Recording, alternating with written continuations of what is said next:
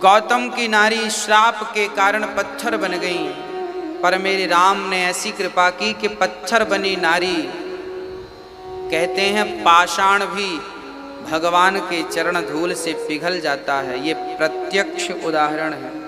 पाषाण भी, पत्थर भी। अच्छा, किसी ने भगवान से कहा कि प्रभु आपने पत्थर से एक भक्त को, एक नारी को प्रकट कर दिया, कैसे? तब भगवान ने कहा कि कुछ वर्ष पहले एक प्रहलाद नाम के भक्त ने, भगवान को कहां से प्रकट किया? खंबे से। प्रहलाद नाम के भक्त ने नरसिंह भगवान को कहां से प्रकट किया? खंबे से।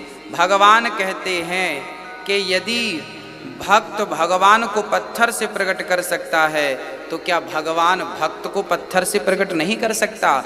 तो कभी भक्त ने भगवान को पत्थर से प्रकट किया, आज भगवान ने भक्त को पत्थर से प्रकट कर दिया। किस भक्त को? गौतम नारी श्राप बस। ये गौतम की नारी अहिल्या जो थी, अहिल्या की बेटी का नाम ही अंजनी था। अहिल्या की एक बेटी थी और एक बेटा था। जनक के द्वार पर जो उनके पंडित जी थे, जनक के जो गुरु थे, वो अहिल्या के पुत्र ही थे। शतानंद इनका नाम था। शतानंद जी और अंजनी जी ये भाई बहन थे। अंजनी माता जिनके पुत्र श्री हनुमान जी हुए हैं। तो ऐसी पावन माँ जिसने अंजनी जैसी बेटी को जन्म दिया हो और शतानंद जैसे विद्वान को जन्म दिया हो, आज वो नारी भगवान की चरण धूल पाकर तर जाती हैं।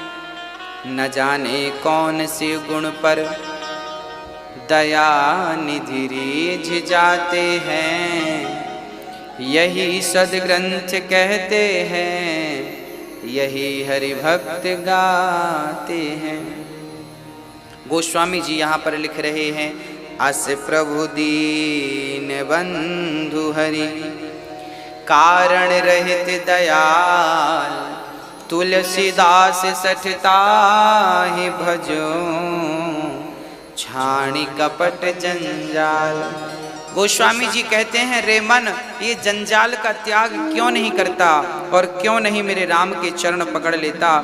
देखो तो राम कितने दयालु हैं कि पत्थर की नारी को भी अपने चरण की धूल से तार देते हैं।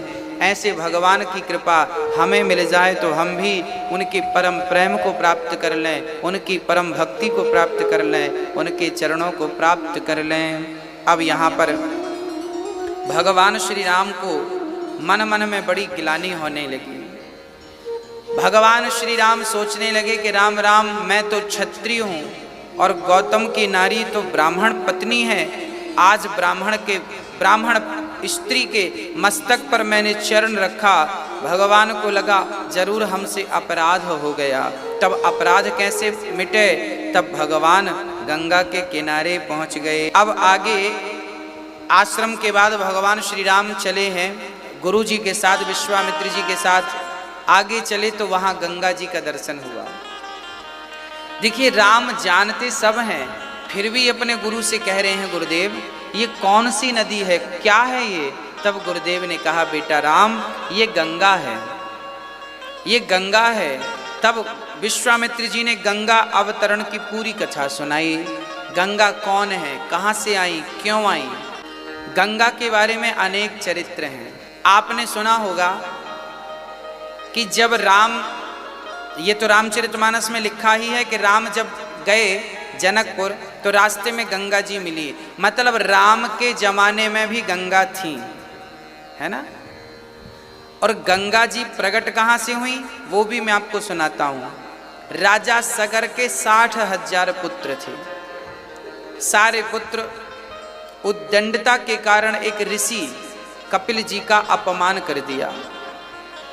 कपिल देव जी की दृष्टि पड़ते ही सगर के 60,000 पुत्र जलकर ढेर बन गए राख के। सगर की दूसरी पत्नी केसनी के पुत्र का नाम था असमंजस। असमंजस के पुत्र अंशुमान ने शिव जी से प्रार्थना की कि हे प्रभु, मेरे पूर्वज ये मर गए हैं संत की दृष्टि से, अब इनका उद्धार कैसे होगा। तब कहा कि यदि गंगा मैया आ जाएं तो इनका उद्धार हो जाएगा। तो असमंजस के पुत्र अंशुमान ने तप किया गंगा को लाने के लिए। तप करते करते प्राण निकल गए पर गंगा नहीं आई। अंशुमान के असमंजस के पुत्र अंशुमान के पुत्र दिलीप ने जब सुना कि मेरे पिता गंगा को लाने तप करते करते मर गए हैं, तो क्यों ना मैं पिता के सपने को पूरा करूं। तब राजा दिलीप भी तप करने लगे और दिलीप की शादी हुई। समझिएगा, दिलीप की शादी हुई। इनकी दो शादियां थीं। पहली शादी हुई, पुत्र नहीं हुआ। दूसरी शादी हुई, पुत्र नहीं हुआ। अब दिलीप को लगा कि ऐसा तो नहीं कि मैं पुत्र के इंतजार में पिता का सपना भूल जाऊं। तो दिलीप अपना गृहस्थ आश्रम छोड़ के भजन करने गए गंगा को लाने के लिए। पर दुर्भाग्य से गंगा नहीं आई और दिलीप भी तप करते करते मर गए। अब जब दिलीप मर गए तो इनकी संतान थी नहीं, तो आगे कुल बढ़ा नहीं। तब क्या किया, तब गुरु के पास गए। गुरु कौन? यही श्री वशिष्ठ जी। गुरु के पास गए तो गुरु वशिष्ठ जी ने कहा कि इन दोनों रानियों के द्वारा ही बच्चा पैदा होगा। बिना पुरुष के जो बच्चा पैदा होगा उसी से गंगा, क्योंकि गंगा पावन क्यों है, गंगा पवित्र क्यों है, गंगा के स्नान से क्यों पाप धुल जाते हैं? क्योंकि गंगा भोगवती नहीं है, गंगा तो योगवती है। क्योंकि गंगा स्त्रियों के घर्षण से प्रकट हुई। राजा दिलीप की जो दो पत्नियां थी ना, इन्होंने दोनों स्त्रियों ने अपने शरीर का घर्षण किया और दोनों ने जब घर्षण किया तो दो में से एक गर्भवती हो गई। बिना पुरुष के स्त्री ही गर्भवती हो गई। और जब गर्भवती हुई तो उनके शरीर से समय पूरा होने के बाद एक बालक ने जन्म लिया। बालक ने जन्म तो ले लिया पर शरीर में कोई हड्डियां नहीं थी। अब गुरुजी के पास गए कि गुरुदेव ये बच्चा तो हुआ है पर हड्डियां नहीं हैं। तब गुरु वशिष्ठ जी ने अपने तप के बल से हड्डियों का संचार किया और वही बेटे का नाम था भागीरथ। दो भगों के संसर्ग से बच्चा उत्पन्न हुआ, इसलिए उसका नाम पड़ा भगीरथ। भगीरथ इसलिए श्री भगीरथ जी ने फिर तप किया कि मेरे दादा परदादाओं का सपना पूरा करूं, गंगा को लाना है। तब भगीरथ ने तप किया और जब तप किया तो गंगा प्रकट हो गई। पुत्र वरदान मांगो। तब भगीरथ जी ने कहा, गंगा मैया मुझे वरदान दो कि मैं आपको पृथ्वी पर लाऊं और आप मेरे पूर्वजों के साथ साथ आने वाले हजारों लोगों का आप उद्धार करती रहें। पतित लोग, अरे भजन नहीं कर पाते हो आप, यज्ञ नहीं कर पाते हो आप, दान पुण्य नहीं कर पाते हो आप, कोई बात नहीं, परंतु गंगा स्नान कर लोगे जीवन में एक बार तो भी भवसागर पार जा सकते हो। ये गंगा स्नान का महत्व है। अब गंगा स्नान, अब भगीरथ जी ने गंगा को कहा आइए। गंगा जी ने कहा मैं आ तो जाऊंगी परंतु मेरा वेग इतना तेज रहेगा कि मैं पृथ्वी को फाड़ती हुई पाताल में चली जाऊंगी। तब क्या करें? बोले शंकर जी का तप करो। तब भगीरथ जी ने शंकर जी का तप किया और तप करने के बाद शंकर जी प्रकट होकर और गंगा से कहते हैं कि आप मेरी जटाओं में, गंगा जी आई शिव जी की जटाओं में। ये गंगा कौन है? कहते हैं कि जब भगवान 52 राजा बलि के द्वार पर 3 पग भूमि मांगने गए तो पहले पग में तो पूरा अतल वितल सुतल तलातल रसातल महातल मांग लिया। दूसरे पग में सत्यलोक को नापा। तीसरा पग कहाँ रखे? कहते हैं जब भगवान दूसरा पग लेकर गए ब्रह्मलोक में तो भगवान के अंगूठे से ब्रह्मांड फट गया। 52 भगवान ने इतना विशाल रूप बनाया कि इनके अंगूठे से, चरण के अंगूठे से ब्रह्मांड फट गया और ब्रह्मांड के बाहर का जल इनका अंगूठा धोता हुआ गिरने लगा। ब्रह्मा को लगा कि इस पानी से पृथ्वी डूब जाएगी। तब ब्रह्मा जी ने अपना कमंडल लिया और उस कमंडल में पूरा जल भर लिया। वो चरणोदक था, जो भगवान के चरणों का धोता हुआ जो जल था वो ब्रह्मा जी के कमंडल में था। और जब भागीरथ जी ने तप किया तो ब्रह्मा जी ने वही चरणों का जल छोड़ दिया। वह चरणोदक ही गंगा है। भगवान के चरणामृत, चरणों का धोया हुआ जल ही गंगा जल है। आज भी गंगा जल में आप प्रैक्टिकल करके देख लें, लाखों साल रख के देख लें, हजारों साल तक भरा रहे गंगा जल, कभी खराब नहीं होता, क्योंकि ये मेरे गोविंद के चरणों का धौमन है। इसलिए गंगा अपवित्र नहीं होती और गंगा सबको पावन करती हैं। और फिर गंगा जी ने जाकर गंगा सागर तक जाकर के गंगोत्री से निकलकर, अच्छा गंगा जी जब गई तो हरिद्वार के ऊपर जाह्नवी नाम के एक संत थे, जन्नू बाबा। तो जन्नू नाम के संत ने गंगा को पी लिया, क्योंकि उनकी कुटिया गंगा ने बहा दी। तब भागीरथ जी ने कहा महाराज बड़ी तपस्या करने से गंगा प्रकट हुई है। तब संत ने अपनी जांघ से गंगा प्रकट की, इसलिए गंगा का एक नाम जाह्नवी भी पड़ा। और आगे चली तो 7 ऋषियों की कुटिया थी। तब गंगा ने 7 ऋषियों की कुटिया बचाते बचाते 7 धारा में प्रकट हो गई। तो हरिद्वार के ऊपर गंगा सप्त धारा में दिखाई पड़ती हैं, गंगा की 7 धाराएं दिखाई पड़ती हैं। 7 धाराएं क्यों हो गई? क्योंकि वहाँ 7 ऋषियों की, सप्तर्षियों की कुटिया थी। उन कुटियों को बचाती हुई जब गंगा आगे बढ़ी तो वो 7 धारा में परिवर्तित हो गई। और गंगोत्री से निकलकर जब गंगा मैया प्रयागराज पहुँची तो प्रयागराज में ऑलरेडी वहाँ पर यमुना मैया थी। तो यमुना है भगवान की पत्नी और गंगा है भगवान की दासी। तो दासी बड़ी कि पत्नी बड़ी?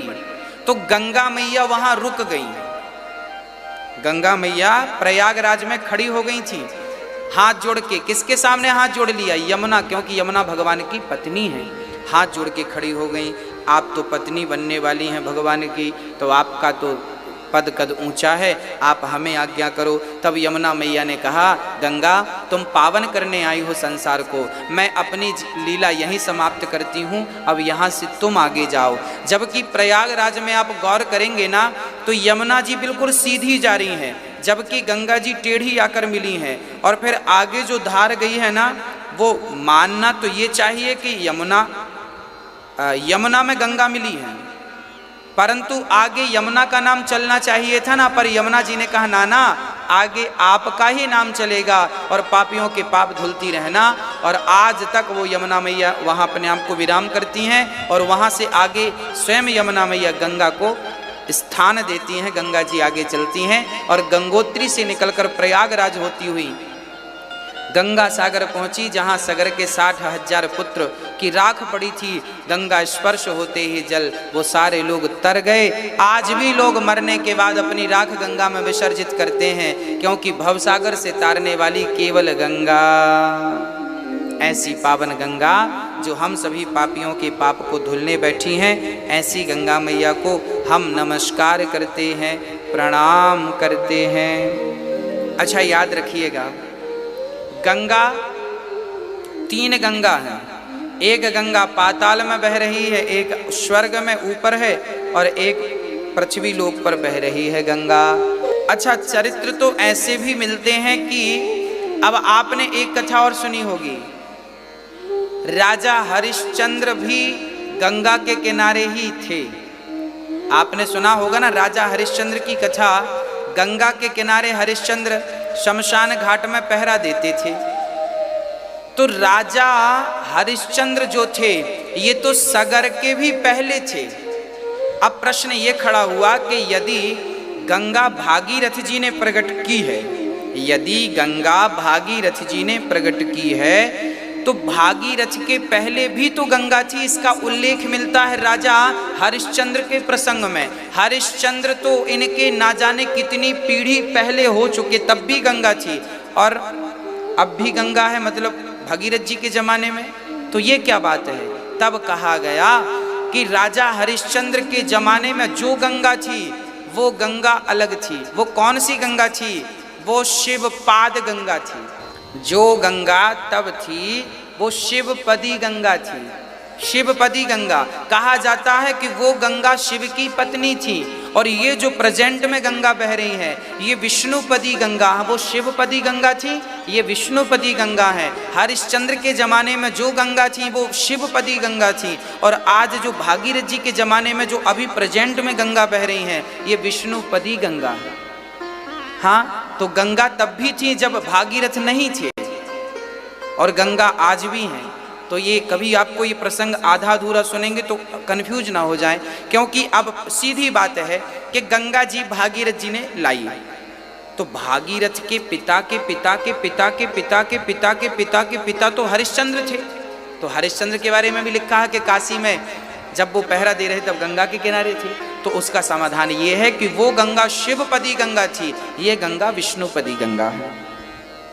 वो गंगा पाप के कारण अंतर्धान हो गई। जैसे ये गंगा भी जब कलयुग का अंत आएगा ना, तो ये गंगा फिर अदृश्य हो जाएगी। समय जब बीत जाता है ना, जब बहुत सारे युग बीत जाते हैं, प्राणियों के पाप बढ़ने लगते हैं, हम लोग प्रदूषण करने लगते हैं, तब देवी देवता रूठ कर अपने धाम को चली जाती हैं। गंगा मैया रूठ कर नाराज होकर चली गई। तब जब चली गई तो फिर हम लोगों ने तब किया, फिर प्रार्थना की कि माँ फिर आइए, तब प्रार्थना की गई, तब भगवान फिर से प्रकट करते हैं गंगा। मतलब ये हम जैसे पापियों के अत्याचार से फिर चली जाती हैं और फिर भागीरथ जैसे भक्तों के आवाहन करने से पुनः प्रकट हो जाती हैं। तो ये गंगा का सविस्तार चरित्र श्री विश्वामित्र जी ने राम को सुनाया। राम तो सब जानते थे, फिर भी सुनाया। अब आगे चले। अब जैसे ही आगे चले तो अब जानते हैं कहाँ आ गए, अब मिथिला आ गए। श्री राम के चरण मिथिला में पड़े। ये मिथिला कौन थी? मिथिला नाम क्यों पड़ा? राजा जनक की नगरी का नाम मिथिला क्यों पड़ा? और ये जनक कौन थे? मैं इस प्रसंग पर थोड़ा सा आपको प्रकाश डाल दूं। ये राजा निमि थे। राजा निमि की कोई संतान नहीं थी। तब राजा निमि के शरीर का मंथन किया गया। तो राजा निमि के शरीर का जो मंथन किया गया, उस मंथन से एक बालक प्रकट हुआ। चूंकि मंथन से प्रकट हुआ, तो उस बालक का नाम रखा गया मिथि। क्योंकि मंथन से हुआ तो मिथि नाम रखा गया। वही बालक आगे चल के जनक बने और मिथि में रहते रहते नाम पड़ गया मिथिला। तो श्री जनक का नाम मिथि भी है, तो मिथि से उनकी नगरी का नाम पड़ा मिथिला। राजा जनक ऐसे राजा हैं जो बिना पिता और बिना माँ के हैं। इनकी ना कोई माँ है ना इनके कोई पिता। प्रकट हुए हैं मंथन से। किनके शरीर से? राजा निमि के शरीर से ये प्रकट हुए हैं। जनक जी की नगरी में जब मेरे राघव के, मेरे राम के, मेरे शिया वर राम के जब चरण पड़े हैं, तो जब आगे चले तो राम जी बहुत सुंदर दृश्य देख रहे हैं। राजा जनक की नगरी कितनी सुहावनी है, कितनी सुंदर है। चारों तरफ बड़ी बड़ी सड़कें हैं और बड़े बड़े घर लोगों ने बना रखे हैं। बड़ी बड़ी बाजार थी और बड़ी सुंदर नगरी का यहाँ गोस्वामी जी वर्णन करते हैं कि सुमन वाटिका बाग बन विपुल विहंग निवास, फूलत फलत सुपल्लवत सोहत पुर चहु पास। आज जो आर्किटेक्ट जो घर बनाते हैं, डिजाइन करते हैं ना, गोस्वामी जी लिख रहे हैं उस जमाने में भी बढ़िया घर थे। कैसे कैसे घर थे? हर घर के सामने एक पार्क था और बड़ी 40-40 फुट की रोड थी। सारी गलियां 40-40 फुट की, सकरी गली नहीं थी। आजकल तो आजकल हमने देखा है लोग रोड में भी कब्जा कर लेते हैं। अपना घर बनाएंगे तो 2-4-10 इंच रोड को भी दबा लेंगे। रोड रह ही नहीं जाती। कई लोगों ने तो रोड को इतना सकरा कर दिया है कि वहां से 4 व्हीलर गाड़ी भी नहीं निकल पाती। अरे भाई, आपको समझ तो होगी थोड़ी सी। आपके घर के सामने बड़ी रोड रहेगी तो आपको ही तो आसानी रहेगी ना आने जाने में। घर थोड़ा सा अंदर कर लो, रास्ता छोड़ दो। रास्ता छोड़ना चाहिए। वह नगर बड़े सुंदर होते हैं जहाँ की रोड बड़ी बड़ी होती है, चौड़ी चौड़ी। राजा जनक के यहाँ लिखा है कि रोड बड़ी बड़ी थी, घर बड़े सुंदर सुंदर थे और पूरे घर वास्तु के अनुसार बनाए गए थे। वास्तु का ख्याल रखा गया था। आग्नेय कोण में ही रसोई थी सबकी, ईशान कोण में ही मंदिर थे सबके, हाँ, वायव्य कोण में ही सबके अतिथियों का सत्कार होता था और दक्षिण दिशा में ही सबकी सीढ़ियां हुआ करती थीं। ये वास्तु कहता है कि घर में सीढ़ी कहाँ हो, वास्तु कहता है घर में रसोई किस दिशा में हो, वास्तु कहता है रसोई किस दिशा में होना चाहिए, आग्नेय कोण में होना चाहिए। ये आग्नेय कोण क्या होता है, बोले पूरब, पूरब और दक्षिण का जो कोना है इसे आग्नेय कोण कहते हैं। इस दिशा में रसोई हो और माताओं का मुख रसोई बनाते समय पूरब की दिशा में हो, वो घर में वो रसोई सबसे उत्तम होती है, सबसे बेस्ट होती है। पूजा का स्थान कहाँ होना चाहिए, बोले आप पूरब दिशा, पूरब दिशा और उत्तर दिशा का जो कोना है उसे ईशान कोण कहते हैं, वहाँ पर पूजा का स्थान होना चाहिए। पूजा करते समय मुख या तो पूरब में हो या तो उत्तर में हो, ऐसा। अब देखिए आपके घर में, अब जो सुन रहे हैं कथा, अब आप लोग अपने घर में तोड़ाई फोड़ाई मत शुरू कर देना कि गुरुजी ने ये कहा तो हम तोड़ फोड़ डालें, ना ना ना। अब जैसा आपका बना है सो बना है। यदि आपने अपने घर पे तुलसी का वृक्ष लगा रखा है तो आपके घर में कोई भी दोष हो तो वो दोष समाप्त हो जाता है। और जब भी नया घर बनाए तो वास्तु कहता है कि घर जब भी बनाए तो घर में चारों तरफ 2-2 फीट, 3-3 फीट, 4-4 फीट जितनी आपकी सामर्थ्यता है, पूरे घर में चारों दिशाओं में चारों तरफ परिक्रमा होनी चाहिए। आपका घर, आपके घर की यदि आपने परिक्रमा छोड़ रखी है, 2-2 फीट की जगह छोड़ रखी है, तो वो घर सबसे उत्तम होता है। जनक के यहाँ जो घर बने हैं, राजा जनक जी के यहाँ, पूरे वास्तु के अनुसार गोस्वामी जी कह रहे हैं बढ़िया सी रोडें दे रखी हैं। पूर्व दिशा का मकान है तो द्वार किस तरफ, जो मेन द्वार होता है ना, घर प्रवेश का प्रथम द्वार होता है, उस द्वार के ऊपर श्री गणेशाय नमः लिखना चाहिए, शुभ लाभ लिखना चाहिए, मंगल भवन अमंगल हारी, द्रवहु सुदशरथ अजर बिहारी, चौपाइयाँ घर पे अंकित करनी चाहिए। शंख और चक्र के निशान घर के फ्रंट पे द्वार पर लगाना चाहिए। जब भी कोई आपके घर आवे तो सबसे पहले आपके द्वार पे गणेश जी का चित्र पावे, आपके जो द्वार पर सबसे ऊपर गणेश जी का चित्र लगाना चाहिए, गणेश जी की मूर्ति छोटी सी स्थापित करना चाहिए, और ताकि गणेश जी जहाँ होंगे वहाँ रिद्धि और सिद्धि तो होंगी। तो आपके मेन जो द्वार है, मेन द्वार, वो द्वार के ऊपर स्वयं गणेश जी होने चाहिए, और ताकि रिद्धि सिद्धि बनी रहे। जब भी आप आवे जावे तो गणेश जी का दर्शन करते हुए घर से जावे आवे तो आपका आना जाना मंगल होगा, शुभ होगा।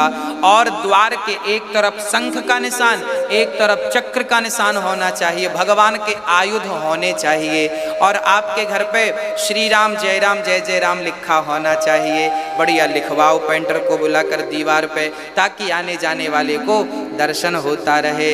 सीताराम लिखा हो, राधे श्याम लिखा हो, श्रीमन्नारायण लिखा हो, कुछ भी बढ़िया सा लिखवाइए।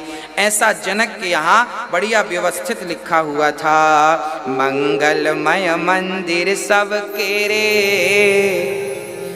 और चित्रित जनुरति नाथ चितेरे। आहा, कितना सुंदर। श्री राम जी जब वहां पर जा रहे हैं तो उनके घरों का वर्णन गोस्वामी जी कर रहे हैं। जनकपुर में लोगों के घर कैसे हैं, लोगों के घर में ना भगवान नारायण के चित्र बने हुए हैं, चित्र बने, उस जमाने में भी चित्र बने थे, और ऐसे ऐसे चित्र बने थे कि कामदेव भी लजा रहे थे उन चित्रों के सामने। इतने सुंदर चित्र लोगों के घर में बने हुए थे, और राम जी तो देखते ही बन रहे हैं। कितना सुंदर दर्शन श्री राम जी कर रहे हैं। अनेक प्रकार से राजा जनक के महल कैसे थे, सोने की दीवारें थी और रत्नों के खंबे थे, हाँ पुखराज के खंबे, हीरे के खंबे थे, और ऐसे ऐसे बढ़िया सुंदर से नगर में सबके घर सब संपन्न थे, कोई गरीब नहीं था, भूखमरी नहीं थी। तब की जीडीपी आज की जीडीपी से ना जाने कितनी गुना मजबूत थी जनक की। और जनक जी बड़े समृद्धवान राजा थे, और वहाँ की प्रजा बड़ी समृद्धवान थी, और न्याय था सबके लिए, दृष्टि एक सी थी सबके लिए। ऐसे शासन करता श्री जनक जी महाराज के नगर में राम जी जब भ्रमण करने निकले, और जब भ्रमण करके आए तब उस समय जब राम जी नगर देखकर आए तब समाचार जनक जी को पता चला कि हमारे नगर में गुरु श्री विश्वामित्र जी आए हैं। आगमनी करने के लिए, गुरुजनों का सत्कार करने के लिए जनक दौड़ पड़े। और जब राजा जनक दौड़ करके गए और विश्वामित्र जी को प्रणाम किया, सरकार आपकी जय हो, भले पधारे हो। विश्वामित्र जी आदर सत्कार कर रहे हैं, बैठिए बैठिए। जनक जी बड़ा स्नेह कर रहे हैं। तब तक हमारे राम लक्ष्मण जो नगर देखने गए थे वो वापस आ रहे हैं। राम जी ने नगर कैसे कैसे देखे? घर घर पूरा वास्तु से देखा। यहाँ एक छोटी सी बात मैं और कर दूं, कई लोगों को वास्तु का बोध नहीं होता, या होता है तो मानते नहीं है। कई लोग कहते हैं गुरुजी हम तो वास्तु शास्त्र नहीं मानते। आप मानो मत मानो, क्या फर्क पड़ता है? हाँ, सांप को हम नहीं मानते, सांप के जहर को नहीं मानते, मत मानो, पर काटेगा तो जहर तो लगेगा। हाँ, मत मानो ना आप। एक सज्जन बोले महाराज जी हम कोरोना नहीं मानते। हमने कहा जब होगा तो मानना पड़ जाएगा, अभी मत मानो। आपके मानने और ना मानने से फर्क क्या पड़ता है? जो सच्चाई है सो है। घर जब नया बना, जिनका बन गया है, मैं फिर हाथ जोड़ के कहूंगा कोई तोड़ा फोड़ी मत कर लेना। जिसका घर बन चुका है केवल अपने घर पे तुलसी रख लीजिएगा बस। और आपका घर का जो मालिक है, घर का जो मुखिया है, उसका कक्ष कहाँ होना चाहिए, मास्टर बेडरूम कहाँ होना चाहिए? वास्तुशास्त्र कहता है कि जो मास्टर बेडरूम है, घर के मुखिया को कहाँ सोना चाहिए, घर की किस दिशा में सोना चाहिए?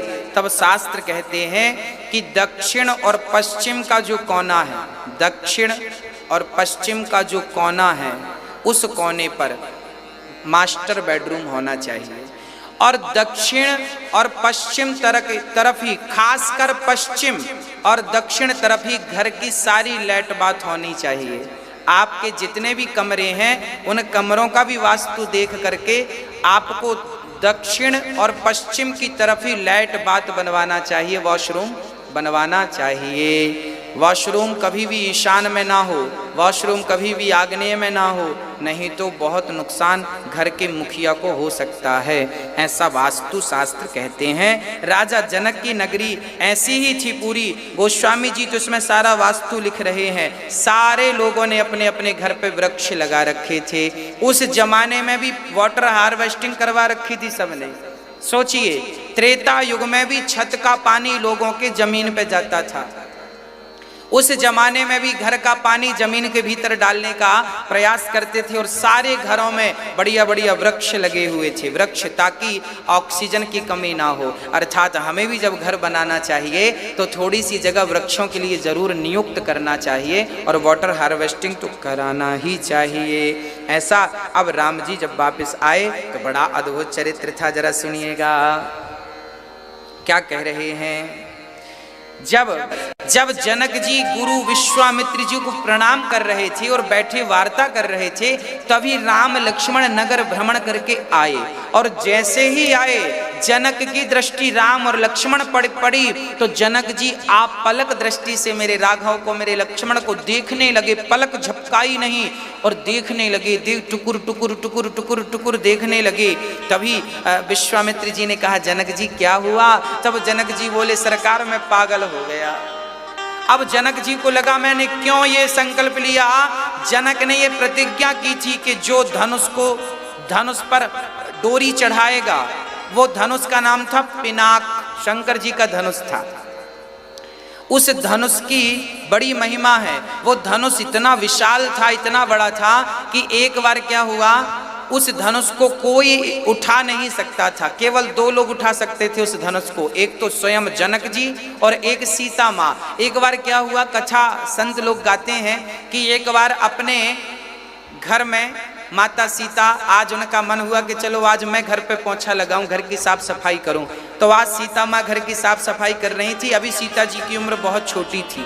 जब घर की साफ सफाई सीता जी कर रही थी ना, तो माता सीता ने उस धनुष को बाएं हाथ से उठाकर दाहिने हाथ से पोंछा लगा दिया। जनक जी ने इस दृश्य को देखा। जनक जी ने सोचा कि मेरी सीता ने इस धनुष को बाएं हाथ से उठा दिया और उस धनुष को जब कभी उठाना पड़ता था ना, तो जनक के सिवा वहां 10,000 लोग भी इकट्ठे हो जाएं तो उस धनुष को हिला नहीं पाते थे। ऐसे धनुष को सीता जी एक हाथ से उठाकर रख दिया करती थी।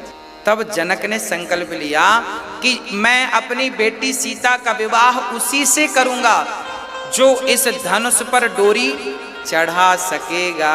धनुष तोड़ने का कोई संकल्प नहीं था, केवल डोरी चढ़ाने का संकल्प था। भाई जो उठाएगा वही डोरी चढ़ाएगा, तो जो उठा पाए वही बलवान है। जनक जी को लगा, पहले के पिता ना जब लड़की देते थे ना, विवाह करते थे ना, तो पहले पूरा परख लेते थे लड़का कितने पानी में है, कैसा है, मतलब मेरी बेटी के योग्य है या नहीं, ऐसा सब देख लेना चाहिए। आज भी देख लेना चाहिए, आज तो कई बार धोखा हो जाता है। इसलिए आज भी जब अपनी बेटी का विवाह करें तो एक बार लड़के का मेडिकल टेस्ट जरूर करावें, मेडिकल टेस्ट जरूर करावें। और साथ साथ लड़का तंबाकू शराब पीता है कि नहीं, मेडिकल टेस्ट में आ जाएगा। तो लड़की के विवाह के पहले लड़की का जवाब विवाह करें तो लड़के का मेडिकल टेस्ट जरूर कराएं, ताकि सारी जानकारी पिता को लग जाए कि जिससे बेटी ब्याह रहे हैं वो ठीक ठाक है या नहीं, शराब तो नहीं पीता, अल्कोहल की मात्रा खून में आ जाएगी ना यदि पीता होगा तो, तंबाकू खाता होगा, जरा दांत वात चेक करना चाहिए, हाँ भाई दांत दिखाओ तुम्हारे। पहले के जमाने में आदमी जब बैल खरीदता था ना तो दांत देखता था कितने दांत का बैल है, तो लड़की ब्याह रहा तो दांत तो देखना ही पड़ेगा, तंबाकू खाता है कि नहीं।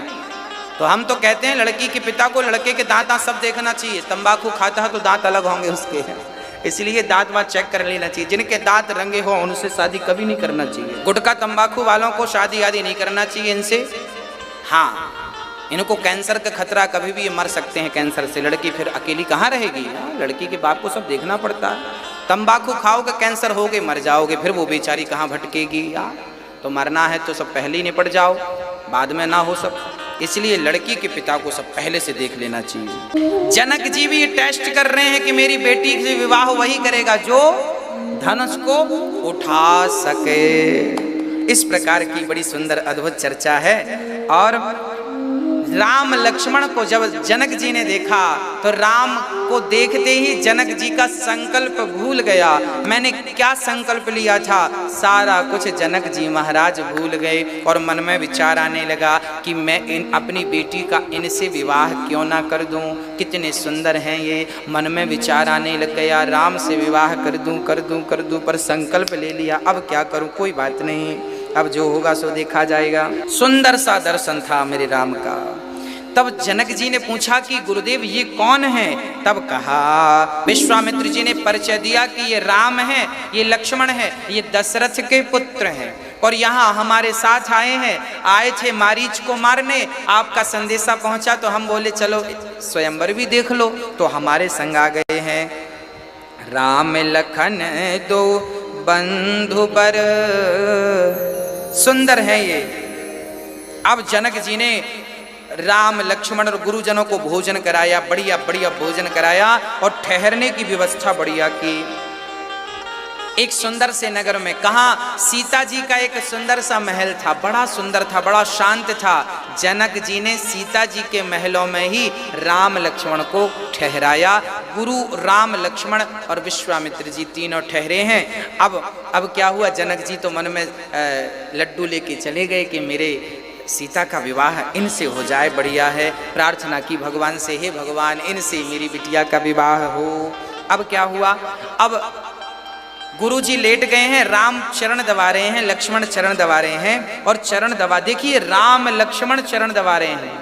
जगत के पालनहार आज गुरु सेवा कर रहे हैं। इसका तात्पर्य यह है कि हम कितने भी बड़े हो जाएं पर हमें अपने गुरुजनों के चरणों में ही रहना चाहिए, ये हमारे संस्कार हों। गुरुजनों के चरणों में अपना मस्तक झुकाते रहिएगा, तब आप ऊपर बढ़ते रहेंगे। गुरु आशीर्वाद जब देते हैं ना तो शिष्य तरक्की करता है। अब राम जी कह रहे हैं, गुरुदेव एक छोटी सी बात कहना चाहता हूँ। हाँ हाँ राम कहो, क्या कहना चाहते हो? राम जी कहते हैं, गुरुजी लखन लक्ष्मण नगर को देखना चाहता है, आप आज्ञा करो तो ये चला जाए। तब गुरुजी ने कहा, देखो अकेले लखन मत जाओ। अच्छा राम एक काम करो तुम घुमा के, अच्छा जाना था राम को ही, पर राम जी ने बहाना लिया, लक्ष्मण देखना चाहता। अब लक्ष्मण ने धीरे से कहा प्रभु मैंने कब कहा देखना चाहता। राम जी बोले चुप रहो, अभी गुरु जी की आज्ञा मिल जाए फिर बात करते हैं। तब गुरु जी ने कहा जाओ और जरा देख कर जल्दी आना।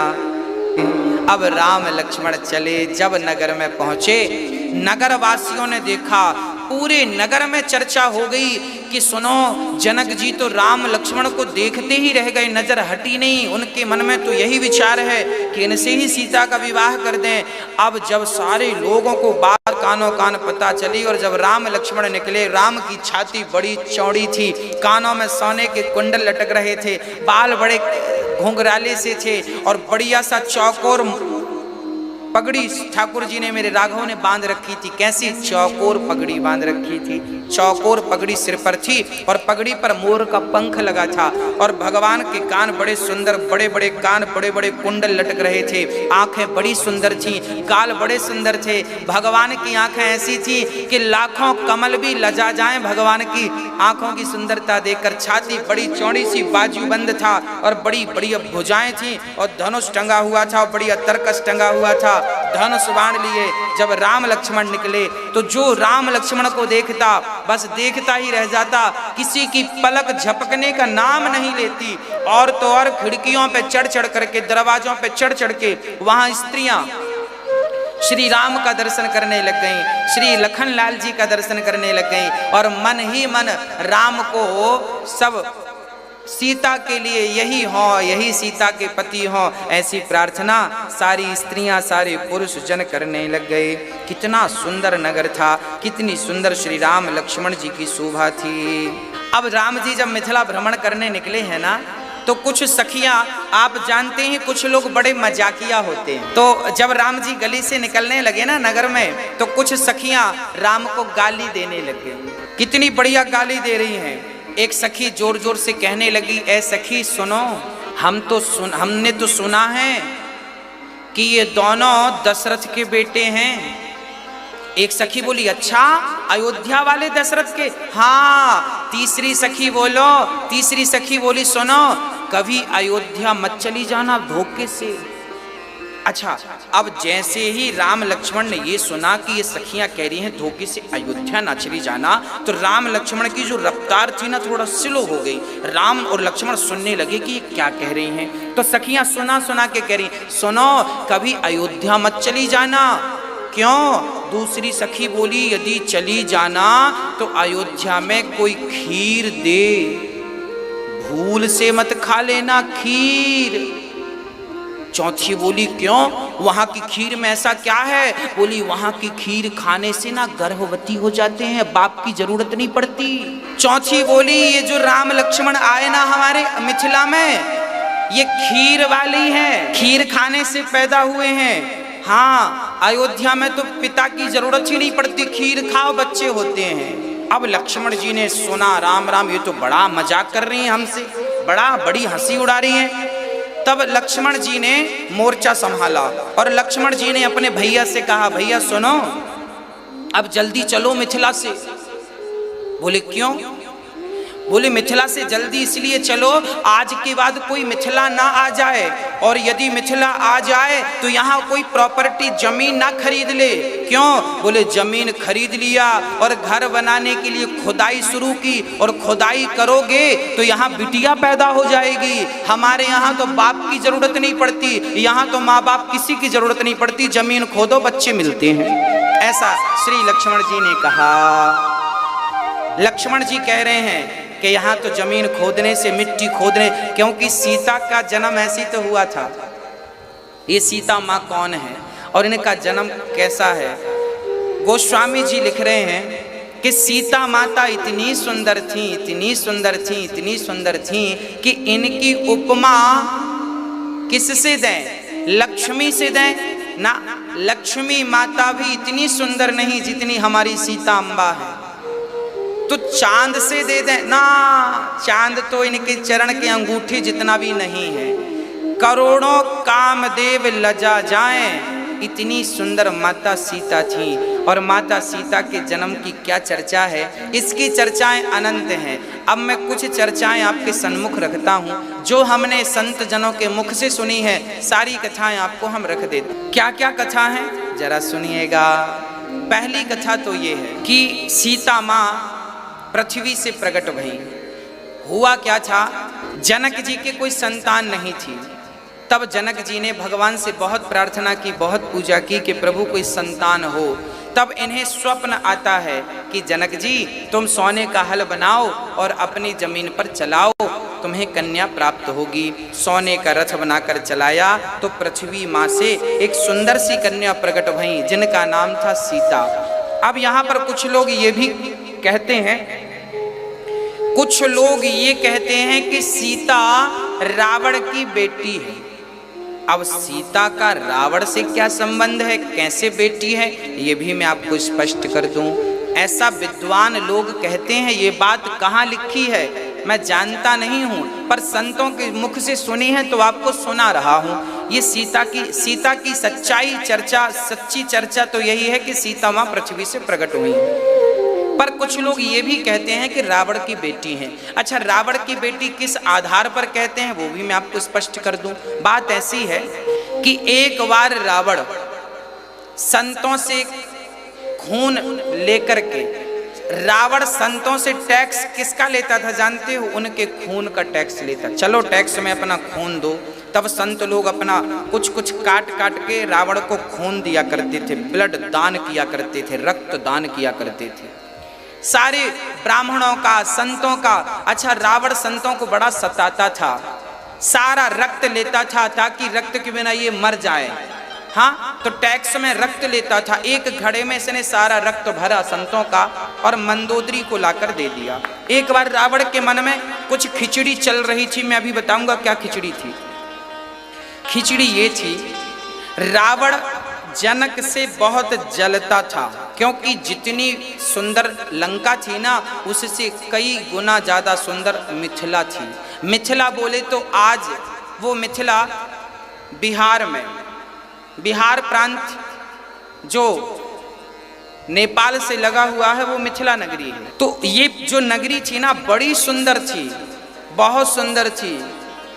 तो रावण जलता था जनक जी से कि इनके पास इतना वैभव है, इतनी संपदा है। तो रावण ने एक दिन सोचा कि संतों का रक्त इनकी जमीन पर गाड़ दूंगा तो जहां संतों का रक्त होता है ना वहां बारिश नहीं होती, बारिश नहीं होगी, इनको सूखा पड़ जाएगा, संत प्रजा श्राप देकर नष्ट कर डालेगी। तब संतों का रक्त इकट्ठा किया रावण ने और इकट्ठा करके और वो मंदोदरी को देता है कि जरा तुम संभालना, हम आएंगे ले जाएंगे। अब रावण अपने काम से चला गया। एक दिन क्या हुआ कि वो रक्त, रात्रि को प्यास लगती है मंदोदरी को, मंदोदरी को प्यास लगी तो रक्त को पानी का घड़ा समझ करके वो रक्त पी लिया। मंदोदरी ने संतों का रक्त पी लिया और जब पिया तो कुछ दिनों के बाद वो गर्भवती हो। एक दिन रावण से मंदोदरी ने कहा, अच्छा मंदोदरी गर्भवती होगी क्योंकि वो संतों का रक्त था।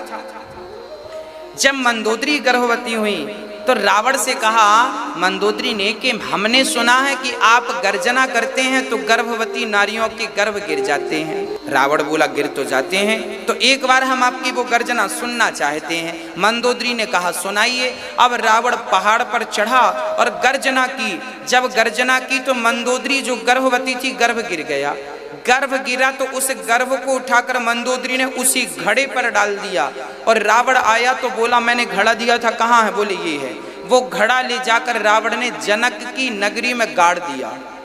इसलिए गाड़ा कि यहाँ पर बारिश नहीं होगी, संतों का श्राप लग जाएगा, संतों का रक्त है इसमें। पर उल्टा हुआ, उस मंदोदरी के गर्भ से जो गर्भ गिरा अब वो घड़े में था और पृथ्वी माँ ने उसका लालन पालन शुरू किया।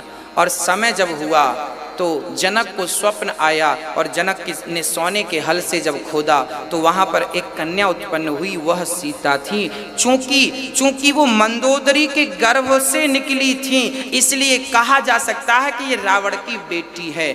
इसके कोई सबूत नहीं है कहीं, ये बात केवल मनमुखी सुनी है हमने संतों के मुंह से, वो आपको सुनाई है। हाँ, अब रावण तो रावण ब्राह्मण था, सब कुछ जानता था। रावण जान गया कि ये मेरी बेटी है। अब आगे मैं आपको सुनाता हूं। इस हिसाब से रावण सीता का पिता हुआ। अच्छा, यहां पर आप देखेंगे जब सीता स्वयंवर होता है ना, तो रावण भी आया था। यहाँ गोस्वामी जी स्पष्ट लिख रहे हैं कि रावण ने धनुष को टच भी नहीं किया, अर्थात रावण सीता से विवाह करने नहीं आया था। यहाँ गोस्वामी जी लिख रहे हैं चौपाई में कि रावण चाप को अर्थात धनुष को छुआ भी नहीं। ऐसी चौपाई अभी मैं गाऊंगा थोड़ी देर बाद। रावण ने धनुष को, आया तो था सीता स्वयंवर में रावण, पर रावण अपनी बिटिया को देखने आया था, ऐसा संत जन कहते हैं। और जब राम ने धनुष तोड़ दिया, तब रावण ने राम से कहा था कि प्रभु समय लगे तो हमारी बिटिया को लेके लंका आइएगा, आपका सम्मान स्वागत करेंगे। राम जी ने कहा देखो हम तो आएंगे नहीं। तो रावण बोला फिर मत आओ, हम अपने तरीके से ले आएंगे। तो इसलिए फिर रावण ने सीता माता को चुराया। इसलिए चुराया कि वो अपना कल्याण करना चाहता था। आगे मैं चरित्र सुनाऊंगा प्रसंगवश, अभी तो केवल सीता माँ के जन्म की चर्चा हमने आपको सुनाई है। अब सीता माँ जनक की पुत्री है और बड़े प्रेम से भ्रमण करके जब मेरे राम वापस आए, शाम हुई, भोजन प्रसादी ब्यारू किया और प्रेम पूर्वक राम जी रात्रि को सोने के पहले गुरु जी के फिर से चरण दबाने लगे। जब गुरु विश्वामित्र जी आराम करने लगे, जब गुरु के पास आप हो तो बिल्कुल निश्चित है कि उनके चरण सेवा जरूर करें। गुरु के चरण राम लक्ष्मण दबा रहे हैं और जब गुरु जी ने कहा कि ठीक है अब राम लक्ष्मण जाओ, आप आराम कर लो, जब गुरु के पास से राम लक्ष्मण चले तो राम विश्राम करने लग गए, तो राम के चरण श्री लक्ष्मण जी दबाने लग गए। कितना प्रेम था राम का लक्ष्मण से और लक्ष्मण का श्री राम से कि राम जी आराम कर रहे हैं तो छोटा भाई पांव दबा रहा है। अब सोचिए कि बड़ा भाई छोटे भाई से प्रेम करे और छोटा भाई बड़े भाई से प्रेम करे तो वो घर घर नहीं, वो घर स्वर्ग हो जाता है। जहाँ सुमति तहाँ संपत्ति नाना, जहाँ कुमति तहाँ विपत्ति निदाना। इसलिए जहाँ प्रेम अधिक होता है वहाँ संसार का सारा सुख व्याप्त होता है। अब राम जी लेट गए और लक्ष्मण जी चरण दबा रहे हैं। अब राम जी ने कहा कि देखो लक्ष्मण जाओ, रात्रि बहुत हो गई है, जाकर सो जाओ। तो राम जी सोए, गुरु जी सोए, पर लक्ष्मण नहीं सोए। क्या लिख रहे हैं गोस्वामी जी? शिष्यों का धर्म है कि वो गुरु से पहले, आज राम जी गुरु के बाद सोए थे और यहाँ लिखा है गुरु ते पहले जागे, गुरु ते पहले जगतपति जागे, अर्थात गुरु के पहले राम जाग गए। इसलिए जाग गए कि हम नहा धो के तैयार होंगे तब तो गुरु की आज्ञा का पालन कर सकेंगे। अब गुरु जी जाग गए और चेला सो रहा है। ये घोर कलयुग है। तब तो लक्ष्मण जी, अच्छा राम जी के लिए जागने लिखा है और श्री लक्ष्मण जी तो सोए ही नहीं थे। तो लक्ष्मण जी उठे, लखन बैठे थे लक्ष्मण जी तो उठ गए। और यहाँ पर गुरु ते पहले जागे, अर्थात राम सो रहे थे तो जाग गए, पर लक्ष्मण जी सो रहे थे ऐसा नहीं लिखा। उठे मतलब बैठे थे, रात्रि में पहरा दे रहे थे, बैठ गए थे, उठ गए। चलो सवेरा हो गया, 4 बज गए, उठे, जल्दी से नहाया धोया और राम जी के सामने खड़े हो गए। जब राम जी के पास लक्ष्मण जी आ गए तब लक्ष्मण जी जागे, और जब लक्ष्मण और राम जाग गए उसके बाद श्री गुरु विश्वामित्र जी जागे। ऐसी गुरु भक्ति, ऐसी भाई की भक्ति रामचरित्र के सिवा दुनिया में कहीं और प्राप्त नहीं हो सकती। ये रामचरित्र है भक्तों। ऐसी मर्यादाओं का पालन यहाँ श्री राम जी कर रहे हैं और श्री लक्ष्मण जी कर रहे हैं। कैसे गुरु सेवा होती है, कैसे भाई सेवा होती है। अब आज पूज्य श्री अनिरुद्धाचार्य जी महाराज ने हम सभी लोगों को बहुत ही उत्तम एवं शिक्षाप्रद कथा सुनाई है। आशा करता हूँ कि इस शिक्षाप्रद कथा से हम सभी लोग कुछ न कुछ शिक्षा अवश्य ग्रहण करेंगे और अपने जीवन को सुखी और सात्विक बनाने का प्रयास करेंगे। मित्रों, अगर आपको यह शिक्षाप्रद कथा पसंद आई हो तो वीडियो को लाइक करें और अधिक से अधिक लोगों को शेयर भी करें, जिससे और भी लोग महाराज जी की इस शिक्षाप्रद कथा से शिक्षा लेकर अपने जीवन को सुखी बना सकें। मित्रों, अगर आपने अभी तक हमारे चैनल को सब्सक्राइब नहीं किया है तो हमारे चैनल को तुरंत सब्सक्राइब भी कर लें, जिससे आपको नोटिफिकेशन के माध्यम से महाराज जी के शिक्षाप्रद कथा तुरंत प्राप्त हो सकें। मित्रों, तो कल फिर किसी शिक्षाप्रद कथा के साथ आप लोगों के समक्ष प्रस्तुत होंगे। तब तक के लिए जय श्री राधे।